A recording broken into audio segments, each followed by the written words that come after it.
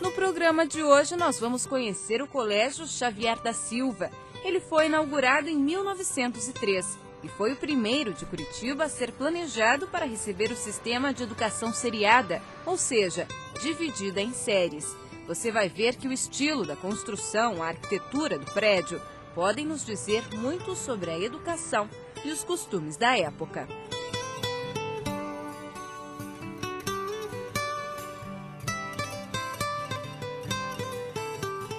Para contar um pouquinho sobre a história do colégio, sobre a arquitetura do Colégio Xavier da Silva, nós convidamos a arquiteta Elizabeth Amorim de Castro.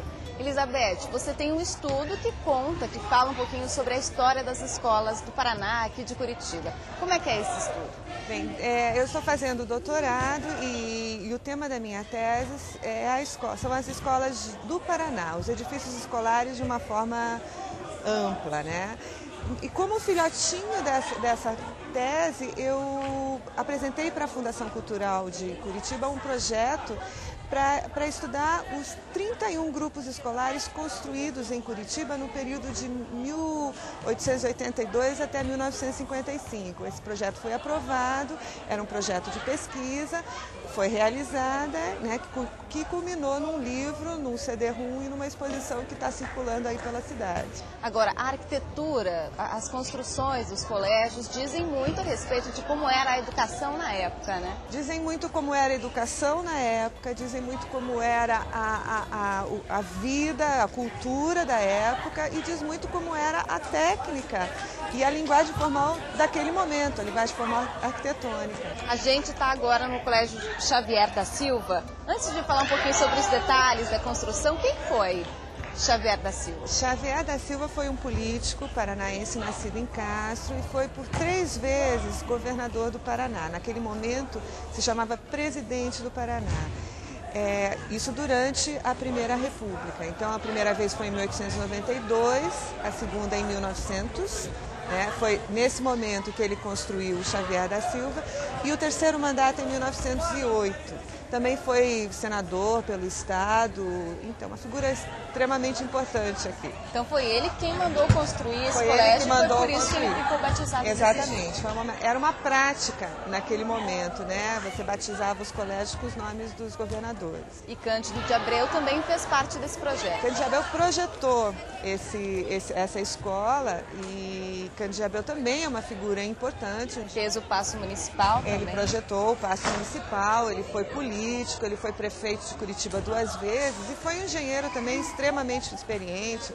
Participou da construção da Estrada de Ferro Madeira Mamoré, da construção de Belo Horizonte. E o Colégio Xavier da Silva, aqui onde a gente está, quais são as peculiaridades dele que estão no seu livro? Ele foi o primeiro grupo escolar construído no estado do Paraná. Se entende por grupo escolar, né, um ensino seriado, com 4 séries. Em cada série, um professor e alunos com homogeneidade etária. Então, alunos da mesma idade cursando e um programa padronizado. Isso já tem uma importância histórica muito grande, né? A implantação desse tipo de ensino no Paraná e em Curitiba. Em cada ala existiam 3 salas de aulas, né? Como eram 4 séries, as 2 últimas séries compartilhavam uma mesma sala de aula. E um ambiente muito específico dessa escola era o pátio de recreação coberto, né? Esse pátio de recreação era um ambiente que as escolas europeias e americanas tinham, um ambiente assim requisitado, mas que no Brasil não tinha sido construído ainda, né? Cândido de Abreu colocou um pátio coberto para meninas e outro para meninos. Isso é uma coisa extremamente interessante. Isso agora a gente não vê mais aqui. O pátio coberto foi transformado em sala de aula, né? Mas de qualquer forma, as ampliações que aconteceram não comprometeram a estrutura do edifício original, né? Ele está preservado, né, com praticamente todas as suas características originais. Agora a gente pode ver que as características daqui, dessa parte de dentro, são bem diferentes das de fora, né? Isso é uma coisa assim extremamente interessante. O que era visto né? Ele tinha uma arquitetura muito mais elaborada, o Xavier também se destaca por isso, é uma arquitetura eclética, com muitos elementos ornamentais, um padrão de construtivo muito alto, e, enfim, ele foi feito para marcar um momento, para marcar esse início do processo de constituição dessa rede de escolas públicas, né? E a arquitetura transmite tudo isso pela própria ornamentação, pela própria elaboração construtiva.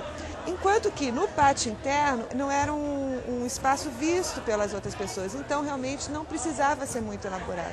E aí a gente vem essa simplificação construtiva. É importante preservar todas essas características e manter a história aqui do Paraná, desse colégio, é o que você está tentando fazer agora. Isso, eu acho que é importante e o que eu acho que é mais importante é, para a gente preservar, a gente precisa conhecer.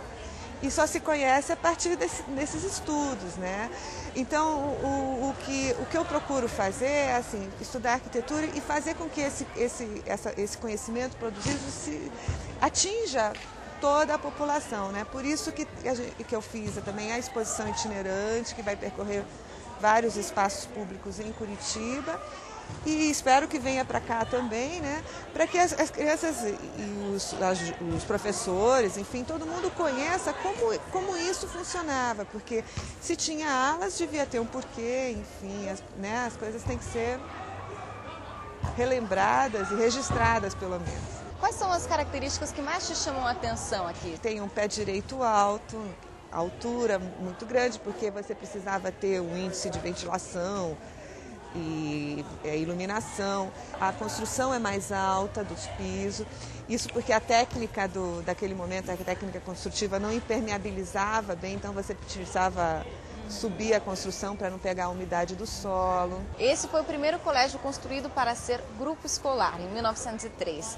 Mas como era a educação antes disso? Era diferente? Qual foi a diferença, a mudança? Tinha um professor, uma sala de aula e 40, 50, às vezes 70 alunos de idades diferentes, e o professor tinha que fazer um atendimento individual, tentando atender às diferentes necessidades, né, de uma criança de 7 e um adolescente de 15 anos.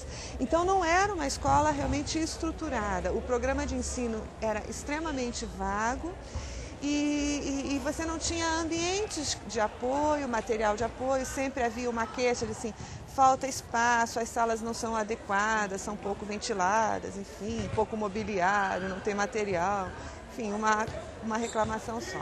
Isso então começa a mudar no Paraná, em Curitiba, em 1903, com Xavier da Silva. Logo em seguida foram construídos outros grupos, até 1911, 12, foram vários construídos, tanto em Curitiba como no Paraná. No Paraná, entendendo assim o Paraná tradicional, esse Paraná mais a leste, com uma ocupação mais antiga, né? E uma coisa interessante também é que logo em seguida da construção do Xavier da Silva é construído também o ginásio paranaense. Enquanto o Xavier da Silva foi um símbolo do ensino primário, né, do início desse ensino primário seriado, o ginásio paranaense foi um símbolo desse ensino secundário e do ensino normal, porque junto com ele também foi instalada no edifício a Escola Normal de Curitiba. O ginásio paranaense é onde hoje funciona a Secretaria de Cultura, outro prédio extremamente marcante.